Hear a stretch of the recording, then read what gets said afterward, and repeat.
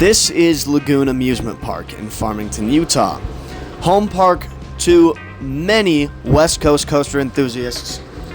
Lagoon boasts a mildly impressive collection of 10 roller coasters, soon to be 11.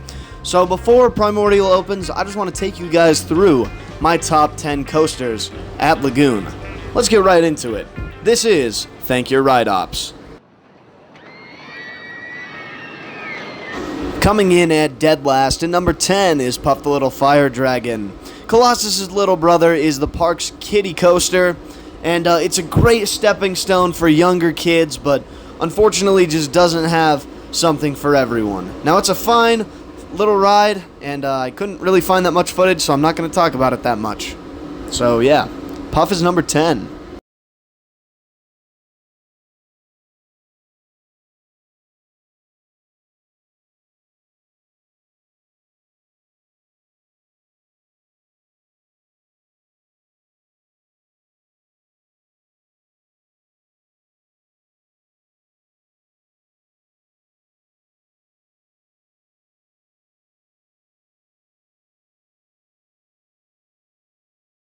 Number 8 on our list is going to go to Lagoon's Wild Mouse, and though it has some extra theming bits from most Wild Mouse coasters, it's a Wild Mouse. It's really nothing special, but I'd still rank it over the Bat because I kind of just hate the Bat in general. But it's got some nice theming that most Wild Mouses don't, so I'll give it that, but at the end of the day, it's just a Wild Mouse. At number 7 on our list is Lagoon's first in-house manufactured roller coaster, which is super uncommon. For those of you who didn't know, most parks just kind of order their own from manufacturers. But anyway, this is Bombora, Lagoon's family coaster.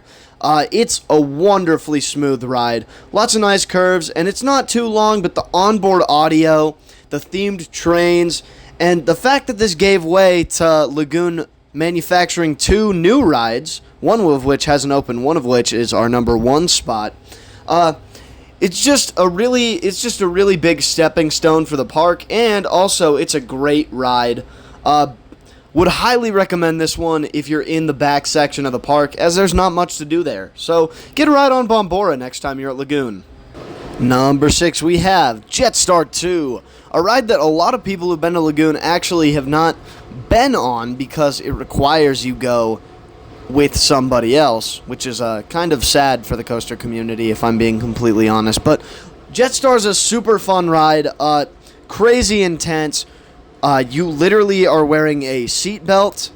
The person in front of you gets a seatbelt, and you just get to sit there. If you're in the back, you're not being held in by anything except sheer force of the ride. This thing is crazy, and it's kind of indescribable. So just make sure you grab a friend and then get on Jetstar next time you're at Lagoon. Alright, the first coaster to crack our top 5 here is the Spider. Lagoon's first real attempt at theming this spinning coaster is a great family ride, and while the capacity is low, the line can get really long, so I'd recommend hitting this one in the morning if you could. It's a super fun ride. That first drop is incredible, especially if you're facing sideways or backwards so you can't see it. There are some sections on this ride that get some insane free spin. So definitely check it out. Try and get a weight imbalance, so just put one person in. Go with the party of 3, and then put one person in one row, and then 2 in the next, and you will go crazy. You will fly on the straight sections. But yeah, super fun ride, but it does get pretty long line, so ride it early. At number 4 is Colossus the Fire Dragon. Now, this is a great ride. This is the hardest one for me to rank because I used to have it at number 2, and I love this ride. That double loop is spectacular, but really the drop is subpar, and other than the loops, there's not a ton that happens to the ride. I will say the helixes are pretty fun and forceful. You get some really fun near-miss effects with the support beams on the ride that give you a really nice whoosh sound when you pass by them, which is super fun. But over the last few years, Colossus has really started to show its age, and other rides at the park have grown on me and gotten some really good maintenance that I think pushed it above. So Colossus is my number 4. Coming in at number 3, the coaster of many names. The locals still call it the white roller coaster, even though it hasn't been white for 10 years. The official name is Roller Coaster, and it's 100 years old. But thanks to some new Millennium Flyer trains and the retracking as of a few years ago for the 100th anniversary, this thing is running like an absolute dream. I guarantee you it's running even better than it did opening day in 1921, which is not saying much because it probably wasn't running all too well in 1921. This is a fantastic roller coaster, and it might confuse some people why I've ranked it above Colossus, but it's a classic. The out and back layout goes up some sweet airtime hills and then through the structure of the ride on the second go. It's a super fun. You never wait that long for it, and just go ride a piece of history at Lagoon. It's a fantastic experience. Lagoon has a pretty clean-cut top 2 at the park, and that rings true for me. Wicked is my number 2. Wicked is a sweet ride, and it's been getting better as the last couple of years have passed. Wicked has been running like a dream the past 2 or 3 years, I'd say. Since the pandemic shut the park down and they reopened, Wicked has been running so well. The vertical launch is amazing. That little speed hill you get on the way over to the half pipe is always super fun. The half pipe's fun. Heartline roll is spectacular. That's what you just saw on the footage, by the way, because I don't want to explain a heartline roll. But Wicked has been running better than ever. It's aged like a fine wine, and now is the time to hop on Wicked, Lagoon's best and also only launch coaster. But nevertheless, Wicked is super fun and definitely worth all the wait you're going to wait for it here at Lagoon. Also, just wanted to brag for a second and say that I've gotten a rollback on the launch, and it was super fun, so go for one of those.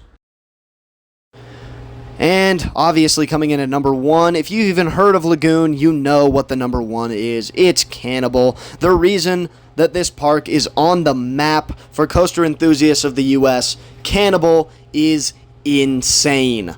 This thing is over 200 feet tall with, at one point, the steepest drop in the world, and in my opinion, still the best beyond vertical drop in the world because all the other ones are way smaller. This thing is 2 minutes of pure intensity, plus that unique element, the Lagoon roll over the lagoon, I guess, on the waterfall is super fun. The double switchback on the roll is super amazing. Cannibal is just one of my favorite roller coasters ever. If you're at Lagoon and you don't get on Cannibal, you wasted your day. Like, there's no other. That's the reason people buy tickets to the park. That's the reason it's worth the price of admission, and even that's debatable, but I'll get to that in another video. Cannibal is the number 1 ride here at Lagoon, no question. Alright guys, that's it for my top 10 roller coasters at Lagoon. Lagoon roller coasters ranked, whatever that was. Tell me your ranking in the comments. I want to hear what you liked about my list, what you hated about my list. But stick around. I got another video about Lagoon in the works, and it's going to be a much bigger project. It's not going to be much longer, I hope. This was a long video. But this is just what happens when I'm bored at work. So make sure you leave a comment about your ranking, what you love about Lagoon, what you hate about Lagoon, your favorite Lagoon memories, something like that. I will see you guys later. Thank you for watching, and as always, remember to thank your ride ops.